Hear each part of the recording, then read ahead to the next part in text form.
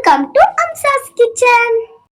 அப்படித்தான் இருந்துச்சு. ஆமாங்க, எல்லாரும் விரும்பி சாப்பிட்ற மீன் குழம்பு அதான் இன்றைக்கி நம்ம பார்க்க போகிறோம். மீன் குழம்புக்கு முதல்ல மசாலா அரைச்சிடலாங்க. இங்கே நான் அரை முடி அளவு தேங்காய் எடுத்திருக்கேன், அதை நம்ம இப்போ சேர்த்துக்கலாம். இது நம்ம இப்போ ஒரு ஓட்டு எடுத்துக்கலாம் மிக்சியில். இப்போ இதில் அரை டேபிள் ஸ்பூன் மஞ்சத்தூள், 2 டேபிள் ஸ்பூன் அளவு மல்லித்தூள் சேர்த்துக்கோங்க. உங்களுக்கு குழம்பு தேவைக்கு அளவு சேர்த்துக்கோங்க. 1 டேபிள் ஸ்பூன் அளவு மிளகாய்த்தூள் சேர்த்துக்கோங்க.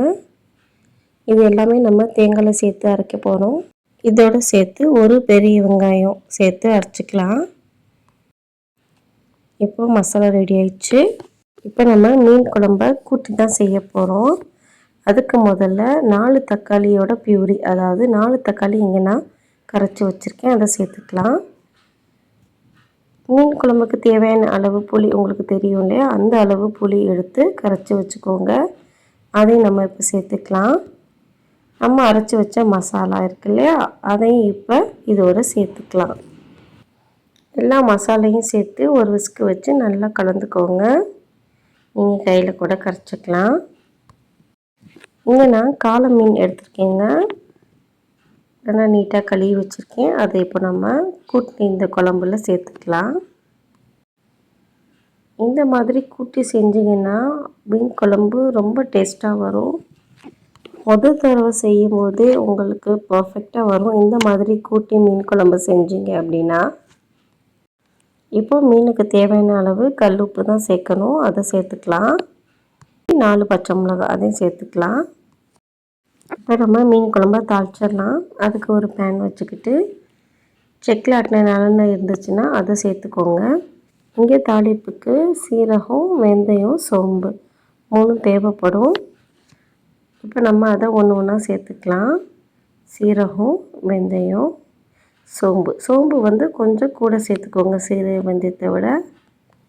இங்கே தாளிப்புக்கு சின்ன வெங்காயம் நறுக்கி வச்சுருக்கேங்க, அதை இப்போ நம்ம சேர்த்துக்கலாம். அதோட ஒரு கொத்து கருவேப்பிலை அதையும் சேர்த்துக்கலாம். எல்லாத்தையும் சேர்த்து நல்லா வதக்கி விடுங்க. மீன் குழம்புக்கு கொஞ்சம் நல்லெண்ணெய் கூட சேர்க்கணுங்க, அப்போ தான் டேஸ்ட் நல்லாயிருக்கும். இந்த ஸ்டேஜில் நம்ம 2 ஸ்பூன் அளவு மிளகாத்தூளை எண்ணெயில் வறுத்து விடுங்க. அப்போ தான் நல்லா எண்ணெய் பிரிஞ்சு வரும், பார்க்கவும் அழகாக இருக்கும். இப்போ நம்ம கூட்டின இந்த மீன் குழம்பை இதில் சேர்த்துடலாம். மீன் குழம்பு எப்போதுமே இந்த மாதிரி கூட்டி செய்யுங்க, அப்போ தான் டேஸ்ட்டு நல்லாயிருக்கும். எண்ணெய் பிரிஞ்சு வரும், உங்களுக்கு பார்க்கவும் அழகாக இருக்கும். மீன் குழம்பு பார்த்தாலே சாப்பிடணும் போல் தோணுங்க.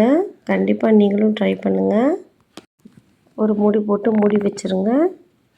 இப்போ பாருங்கள், அழகாக மீன் குழம்பு கொதிச்சு வந்துருச்சு, செம்மையாக இருக்குங்க. இந்த ஸ்டேஜில் என்னுடைய ஃபேவரட் மாங்காய் சேர்த்துக்கலாம். மாங்காவை எப்போதும் கடைசியாக தாங்க சேர்க்கணும், இல்லைன்னா கரைஞ்சி போயிடும். மீன் சேர்த்ததுக்கப்புறம் ரொம்ப கொதிக்க விடாதீங்க, லைட்டாக கொதிக்க வச்சுட்டு அமர்த்திடுங்க. மீன் குழம்பு இந்த மாதிரி ட்ரை பண்ணுங்கள், கண்டிப்பாக மிஸ் ஆகாது. இந்த வீடியோ கண்டிப்பாக உங்களுக்கு பிடிச்சிருக்கும். தேங்க்யூ.